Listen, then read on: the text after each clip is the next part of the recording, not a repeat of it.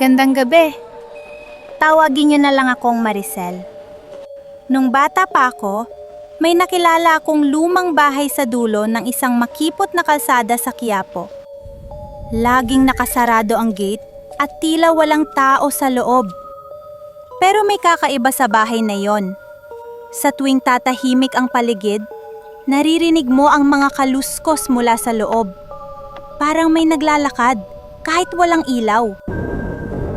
Isang hapon, dahil sa kabataan at kuryosidad, naglakas loob akong lumapit. Malakas ang amoy ng lumang kahoy at alikabok. Lumapit ako sa bintana. Sa loob, may nakita akong anino ng isang lalaki.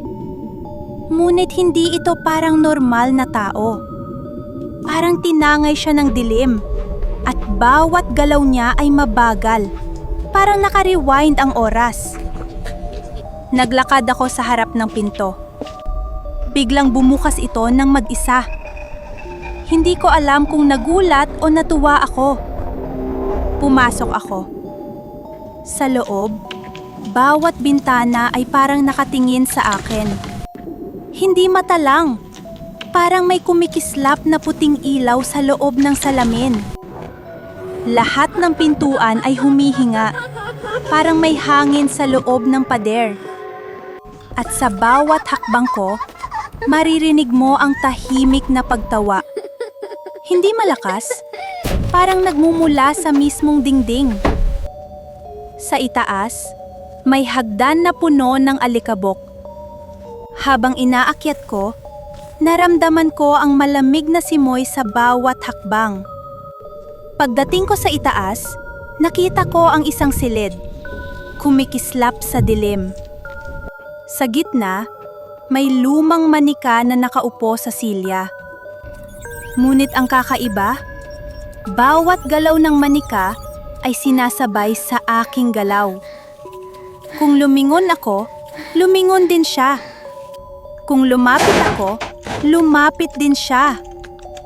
Biglang bumukas ang bintana at hinampas ako ng malakas na hangin.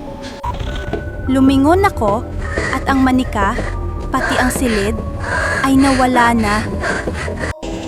Sa labas, parang walang nangyari. Ang bahay ay tahimik na muli. Ngunit sa tuwing lumalapit ako sa dulo ng kalsada, ramdam ko pa rin ang malamig na hangin at may tila humihikbi sa loob. Bumalik ka? Mula noon, hindi ko na muling nilapitan ang lumang bahay.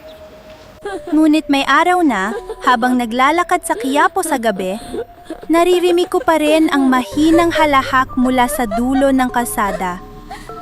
Parang may nagmamasid sa bawat galaw ko.